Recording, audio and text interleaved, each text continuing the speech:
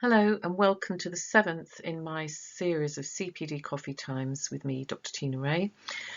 In this session we're going to have a basic introduction to understanding and using mindfulness to reduce stress, key tools. So hopefully at this current time this is going to be something that will be really pertinent and useful to many of us.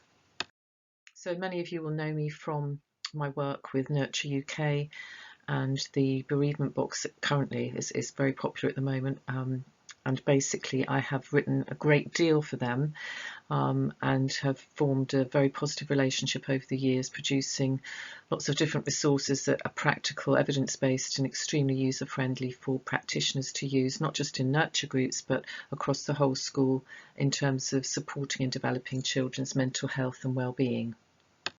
I've also written extensively for the wonderful Sarah Miles at Hinton House Publishers, so I will be making reference to some of the activities today from one of our publications together, the Essential Guide to Mindfulness. So hopefully there will be some ideas for you to take away, and you will want to actually, I think, do some further investigation and research into this whole way of looking after our mental health once you've completed this particular session. These sessions are designed to be relatively informal. I'm just talking to slides, but hopefully I will be able to give you some insight and information in each one of them. They're designed so that you can sit down with a cup of coffee, you can do these individually on your own, or maybe as a small group for CPD sessions within your school context. I'm very aware at the moment that things are very, very stressful for people. The transition back into schools after lockdown is something that everyone is having to navigate really carefully, and actually accessing and purchasing CPD at the moment is very difficult, simply because budgets are so tight. So hopefully this is some way in which I can contribute and give back to those wonderful teachers and practitioners out there who are currently looking after and nurturing our children. So many people are talking about how much more stressed we are today than we probably were 50 years ago as human beings. So it's something that maybe we can discuss and think about a wee bit at the start of this session. For many of us, the reasons why people are stressed, it will be to do with pressure in the workplace. And clearly at the moment, if you are in the teaching profession or caring professions and you are nurturing, looking after people, this is going to be evidently a much greater pressure at this current time. Money problems, health, relationships, poor nutrition, media overload, very, very common, and currently I'm sure that that's having an impact on young people's mental health, and certainly the adults in our communities, because we are being overloaded with messages on social media and via the internet, and also just simply watching and absorbing reports, news reports on the TV. So the technology and the media are definitely areas that are really concerning for us, and certainly increasing people's levels of stress at this current time. And of course, sleep deprivation, very often there's a significant link and a direct link between not sleeping well and levels of anxiety and stress. And of course, at this current time, we are living through a pandemic, a global pandemic with COVID-19, and it can never be underestimated the changes that we are having to go through at this current time, and the additional stresses, anxieties. So I think for all of us, there's never been a time where it's more important to nurture and foster and look after our own well-being, particularly if we are being asked or tasked with the task of actually looking after and nurturing the well-being of others. So this is a really, really important time for us in terms of just taking a minute to stop and reflect. And this is not selfish. Self-care is not selfish, full stop. But we need to actually engage in this and think about how we can actually manage our own well-being more effectively, because this stress and this level of anxiety around COVID-19 is not going to go away for some time. We're going to have to learn how to navigate this whole new context for us, both socially and in the workplace. Having said that, I do need to point out the fact that we are different. This is a continuum, this stress levels that we're experiencing. And I think for some of us, we will have greater levels of resilience. We will have a well-stocked wellbeing toolbox and lots of resources to draw on in terms of actually managing everyday stresses, and particularly navigating the new stresses around COVID-19.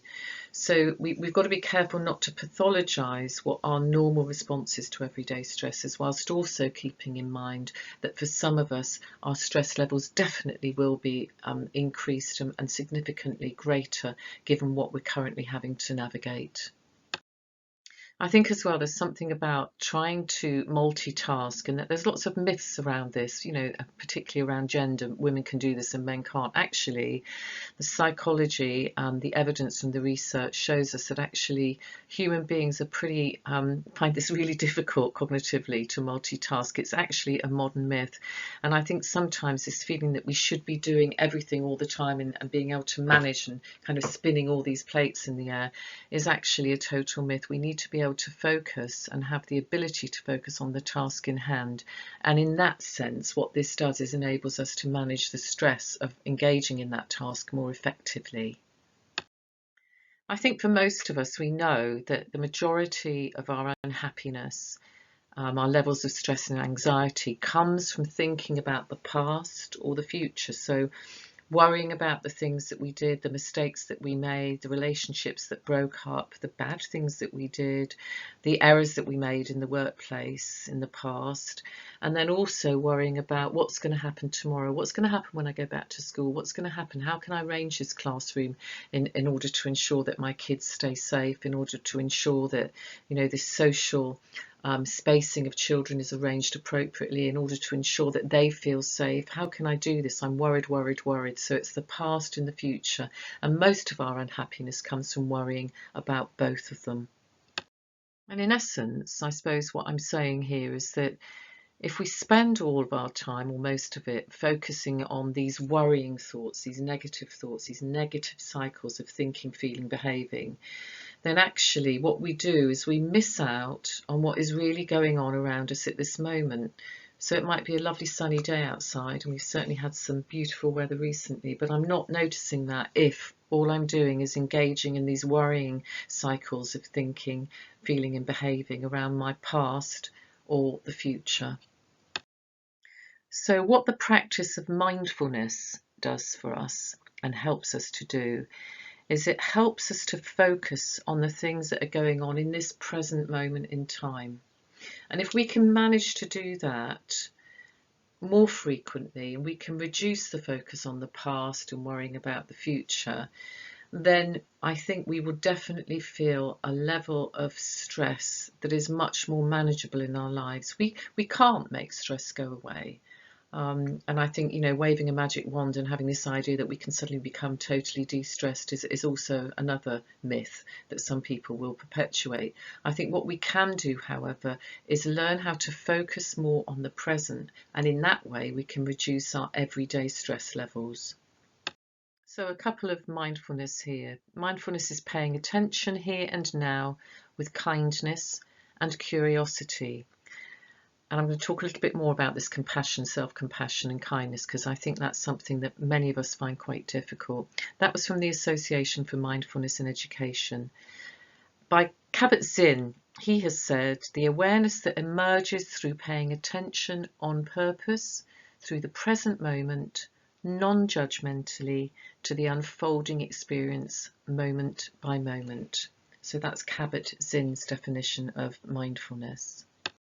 So just take a second or two to stop and think here and reflect on this one. If you are on a conference call or Zoom call, and I've been on lots of Zoom calls recently, can you refrain from actually checking your email or doing another task, having your mobile phone by the side of the laptop, just having a sneaky look whilst you're actually engaging in a conversation with another group of people or an individual? Can you actually do that? I'd be very surprised if many of us were able to say, absolutely, of course I can. For many of us, we do have this propensity to kind of be checking other things out simultaneously. So this attempt at multitasking, which again increases stress levels in my view.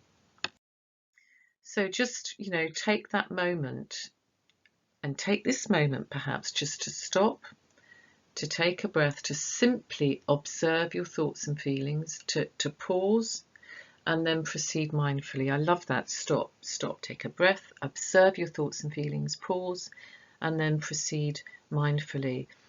And I don't think that's too difficult, just to say, I'm going to have a go at doing this at this moment in time. I'm going to do this the moment I feel my anxiety levels just rising up, when I've got to go into school, when I know that things are going to be very different and I can feel just that wee bit of panic setting in.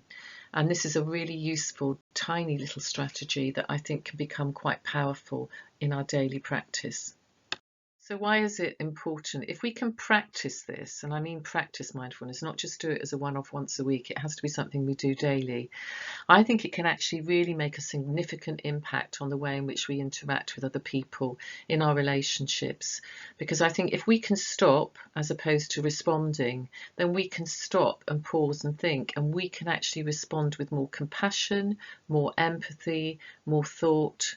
And this is something that we all really, really need far more of at this current point in time. So building those significant, nurturing relationships and connections again as we navigate the school context again after the lockdown is going to be very, very important for all of us. And that pause, that stopping, makes all the difference, because what we learn how to do in stopping and pausing is we learn how to respond rather than react. And what we need more than ever now is to respond with compassion and kindness.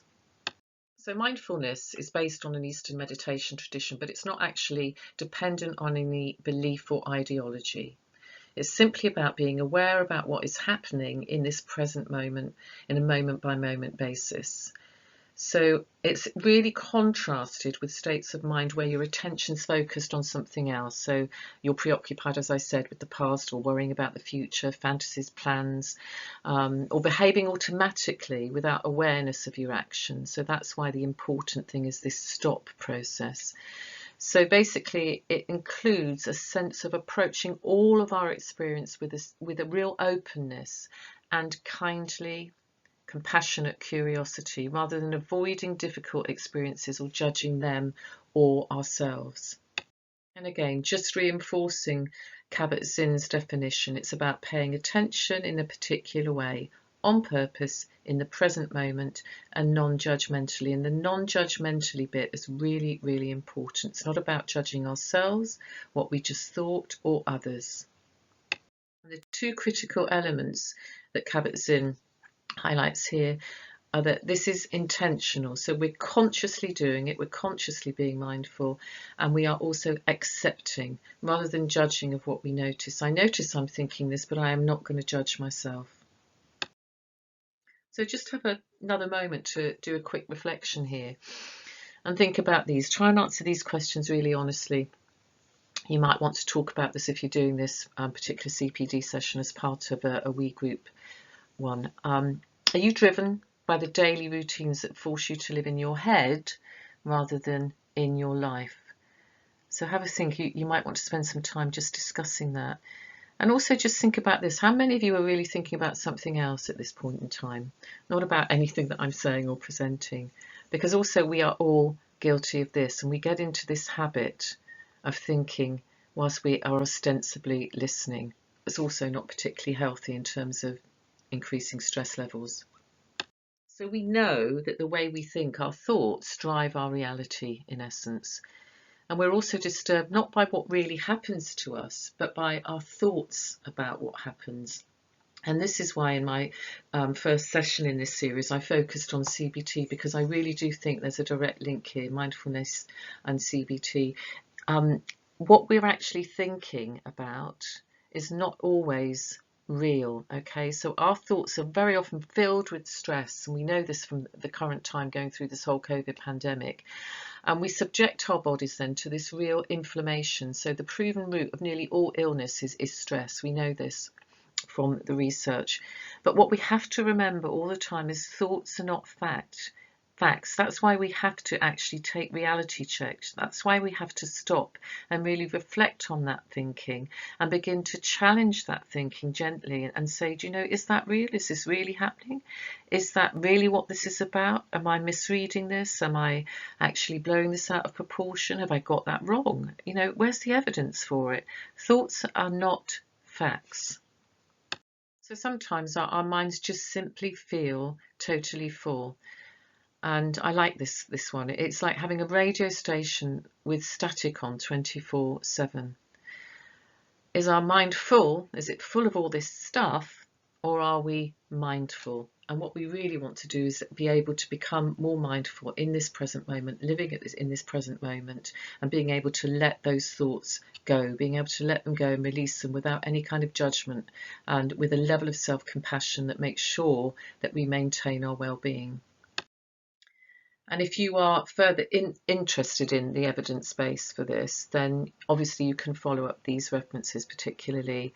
But I think it's really important just to note this, that there is an evidence base, there is emerging evidence around its use in physical health problems and mental health problems. So just, you know, use this as a real kind of clear signal that this is something safe and ethical that we can all use as part of our daily stress management toolbox. So we know some of the benefits of meditation. I'm just going to go through them very quickly here. Lowering the blood pressure, slowing down the cardiovascular system, and restores the balanced function to the digestive system, again aiding the absorption of nutrients. So can help us eat. If we practice mindful eating, really, really important, taking the time to actually savor every moment of the food in our mouths, and also getting a sense that we are digesting properly, but also we feel fuller, so we tend to eat less. So there's an impact in terms of weight loss and weight gain here. It relaxes the nervous system, relieves muscle tension, and it diminishes the intensity very often of headaches and migraines. It's also very useful in relieving insomnia and freeing the mind from this self-doubt and this internal chatter, these negative automatic cycles of thinking, feeling and behaving that many of us engage in. Also, it encourages us and allows us to release fears, reduces anxiety and improves levels of depression. Mindfulness can also generate greater levels of optimism, self-esteem, confidence and motivation. And clearly, all of these would be beneficial in terms of benefits for us all at this current time. So, Kabat-Zinn highlighted 7 core attitudes in the foundations of practice. And the first one was about being non-judgmental, so not judging ourselves or others. The second one was about patience, being patient in the practice, being patient with ourselves and with others. The third was around having a beginner's mind, so that idea that we are willing to learn, we're willing to engage, we're open to experience. Then the fourth one was trust. This element of trusting ourselves, our feelings, trusting others, trusting ourselves in the moment. Then this non-striving, not feeling that we have to go all the time. And acceptance of ourselves, how we're thinking and feeling, and not judging ourselves. So letting go of those things that make us feel very, very unwell, very stressed, and are problematic for us. So important just to flag up the fact that mindfulness meditation is not simply positive thinking. I'm going to change a negative to a positive, which actually is something that many of us we can't do, and I think it's totally unrealistic to do. What we tend to do in using CBT, for example, is we change ineffective thinking to something more effective.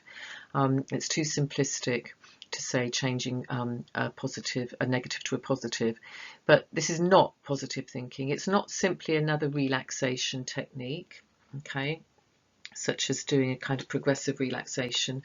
It's not going into a trance, which many people who are new to it just have a very limited knowledge of this would possibly think, and it's certainly not trying to simply blank your mind.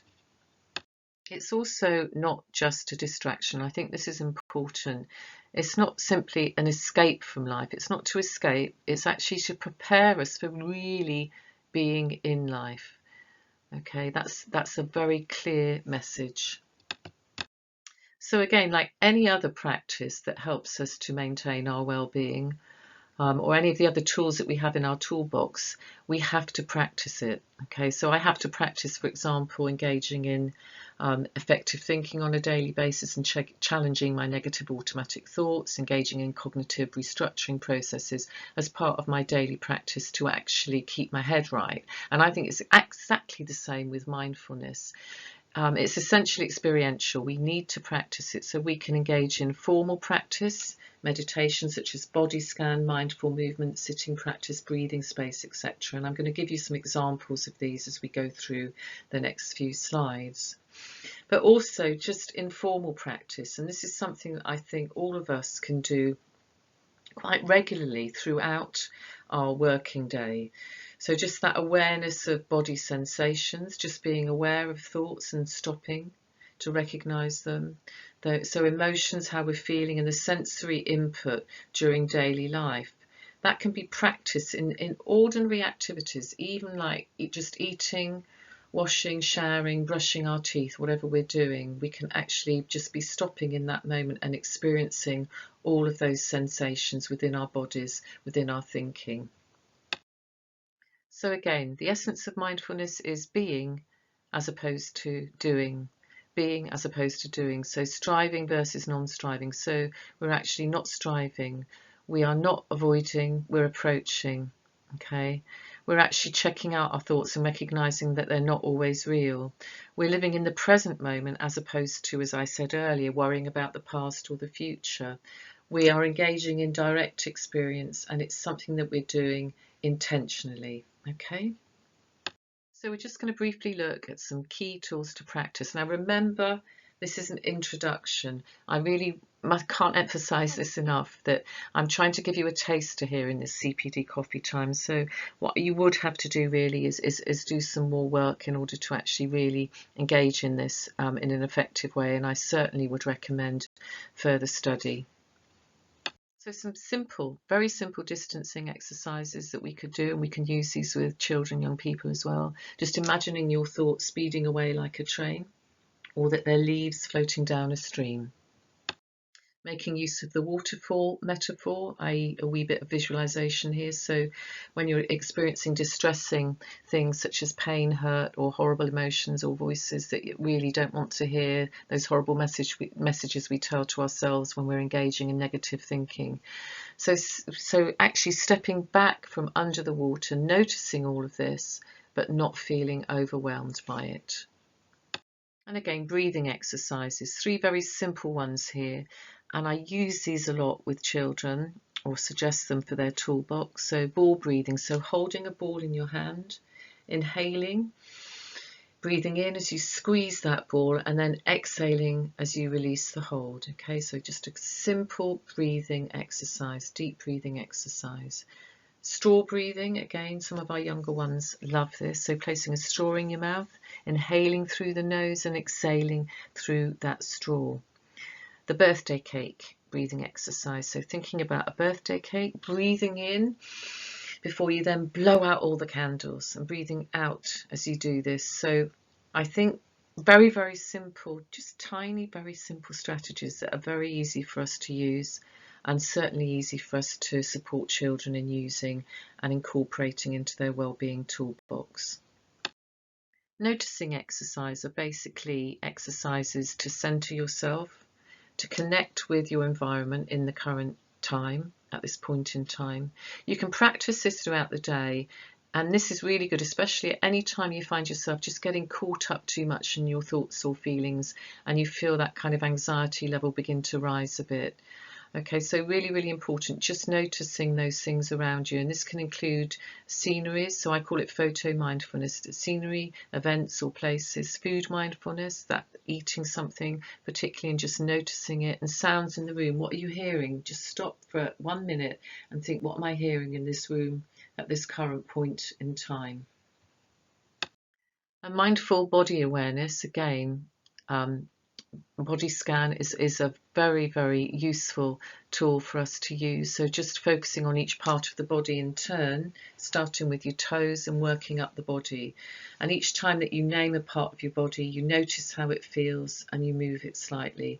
Now, within the resource that I'm going to recommend today, which is the Essential Guide to Using Mindfulness for Children and Young People from Hinton, and I'm doing this unashamedly because it's very good value, and within that you have activities which are designed for younger children and older children in groups. So if this is new to you, there are a range of body scan activities in this resource that you can pick up and use with different age ranges, different groups of children. So I think it's really, really important that you have access to something that is very user friendly, and there are lots of body scan scripts within this that you can use. Mindful walk. Again, putting noticing into practice. So you can be cueing kids in if you're doing a walk around the outside of the school or within the school together.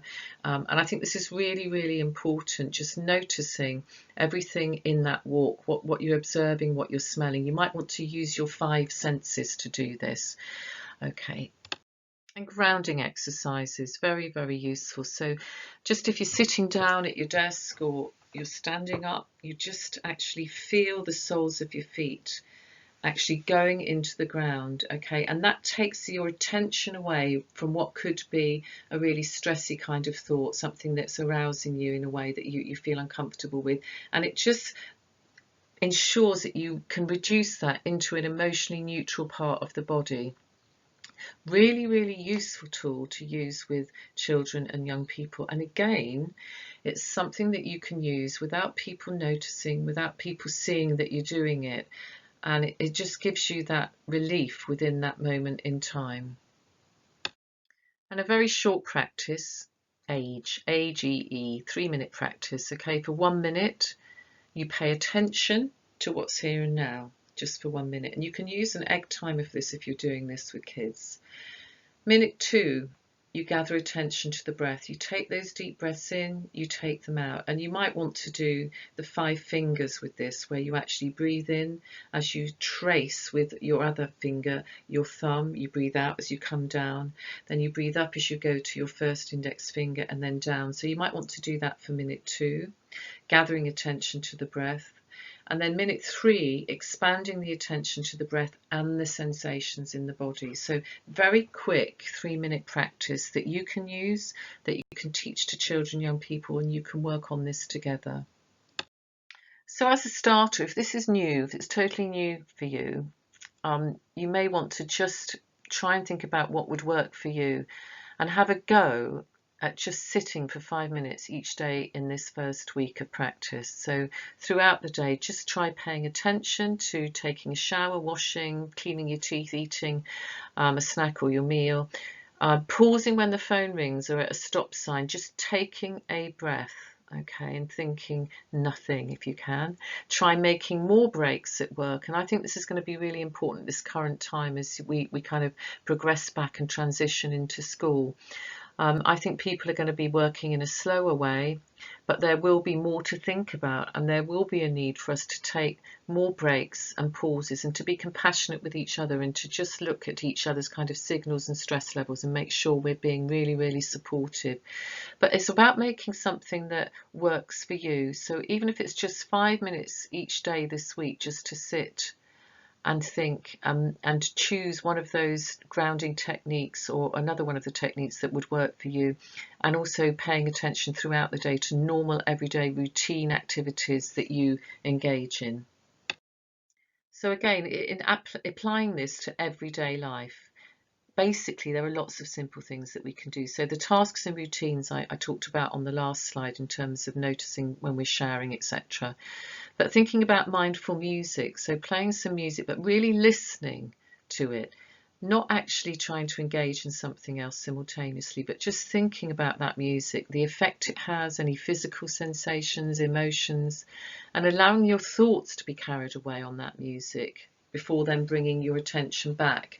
So using music, really, really powerful. I find that this is something that does work for me, and I listen to music like this on a daily basis, and it might be something that we want to think more about now, incorporating into the routines for the children possibly having some lovely peaceful music as they come in the morning and sit down prior to beginning any activities. We could punctuate the day with this, actually, in my view. Focusing awareness on physical habits, so just noticing for a moment how tightly you're holding your pen or your paintbrush, and being aware of what happens to your breathing, for example, or your voice tone when you're actually debating with somebody. Focusing awareness on yourself when an environmental cue occurs. So these might include waiting for the phone to be answered, waiting to cross the road, walking, getting dressed, and really detailed awareness of the association with cravings or urges, such as thoughts, physical sensations and feelings. So just in your application to everyday life, these are key areas that we could think about.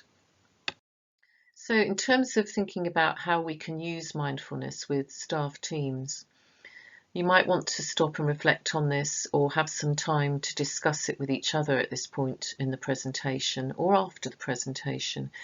But to just think, how useful this would be. Do you actually need to access now at this point, if this is new and you want to take it forward, some additional training, or is there someone on the staff team who is really a mindfulness practitioner and has been for some time, who will be prepared to share their knowledge, understanding and support you all in developing practice amongst the team? Also, I think from this, I would hope that you will be able to reflect upon just some of the key simple tools and strategies that I've presented in this short session today, how you might be able to incorporate those into your daily well-being routine in order to reduce your stress. It might be that you can just simply take away one or two of the strategies and use those first thing in the morning or at the end of the day, or you can punctuate your day perhaps with 2 or 3 times when you engage in the stop process. So it might be helpful just to reflect further, discuss with each other, and think about writing out a little plan, something that you think would work for you in your daily practice. And I'm a great believer in writing down what we're going to do and making a plan. I think sometimes we kind of think about it and then we walk away and we just don't do it. Whereas if we write it down and it's a plan of action, and we actually think, I'm going to come back and reflect upon that. I'm actually going to keep a mindfulness log for this week, for a duration of this week. And then I'm going to think about it at the end of the week and look at what I did and see how to what extent this might have impacted upon my levels of stress, whether or not there were any times when I needed to have probably used this mindfulness practice more. So something to think about, something to take away from this session. So in terms of using mindfulness with children and young people, there is an increasing evidence base on its value and its positive impact upon many areas, well-being and academic achievement alike. So I think it's important that, whilst we're thinking about us today and beginning to practice mindfulness, it's also important to understand so that we can ensure that, parents, carers, anyone else who's engaged in supporting children will know that if we are going to promote and use these kinds of tools and strategies within our school day with children, that there is a growing evidence base for this. So we know from the research that it does boost children's mood and self-esteem overall. So increasingly at this point in time, when children are navigating COVID-19 along with us as their adults and carers, it's really, really vital that they possibly have more access to this kind of support and intervention. It encourages positive behaviour, including the development and I would say an increase in empathy, that caring for each other. Also self-regulation and emotional control, being able to manage feelings and difficult emotions and stresses more effectively, and increases levels of optimism. And we all need this optimism at this current time, this sense that things can and will get better. It can support academic learning because it improves our ability to control our cognitive control in the classroom and our working memory also as a result of that. If we are emotionally regulated, our working memory improves significantly. It reduces symptoms of anxiety and stress and depression and improves mental health for all of us, children and adults. So that would be my key argument at the moment. I'm not too worried about the academic. I think we need to move away from this notion that transition back to school at this current time should be about academic catch-up. In my view, it should be about safety and nurture. So if it can reduce symptoms of anxiety, that is absolutely an essential at this point in time. And of course, it reduces peer aggression and promotes our ability to manage conflict more effectively because we stop, we empathise, we listen, we don't just react, we respond with empathy and compassion. So if you want to take this forward alongside actually sourcing some good sources, I think, of real training, I think would be absolutely pertinent if you really want to take this forward in a big way. But I think in the first instance, if you want a really useful set of tools and resources, and do look at the Essential Guide to Mindfulness from Hinton House Publishers, because it does have a really good introduction. It's straightforward, it is really practical, and the activities are presented in a way that makes them very easy to use with a range of children and young people, so ensuring that younger children have access to appropriate tools and resources alongside teens. And it also has a range of activities for groups of children and young people, so it's a really good useful starting point. And also, again, the Wellbeing Toolkit for Mental Health Leads. I'm going to be doing a kind of more intense, I suppose, session on this when I do some sessions for Hinton House in terms of introducing this. But we do have a module in this resource on mindfulness-based stress reduction, alongside CBT and motivational interviewing. So there are lots of therapeutic approaches incorporated here, all of which I think would be beneficial at this current time in terms of supporting staff and the children and young people that we are all nurturing. So thank you for listening today and for having a go, hopefully, at some of the activities. And I hope that you have got something that you can take away, that you have actually learnt something today from this session. So please take it away and think about how this will impact on you in terms of your practice in managing your own levels of stress on a daily basis. This may not be for you. For some of our children and young people, I do have to highlight this, particularly those on the autistic continuum. It's not always a useful thing to put in their toolbox. Some of the children that I've worked with who are on the continuum have said they find that this actually just gives them a higher level of stress because they find it so difficult to do in a group. So I do think we have to be careful. One size doesn't fit all. However, many of us do and would benefit from engaging in mindfulness practice on a daily basis. So just a wee thought about living in the moment today, and today is my favourite day. So thank you once again for joining me in this 7th CPD Coffee Time session, and I hope you'll join me in the 8th one, which will be put onto YouTube shortly. Thanks very much.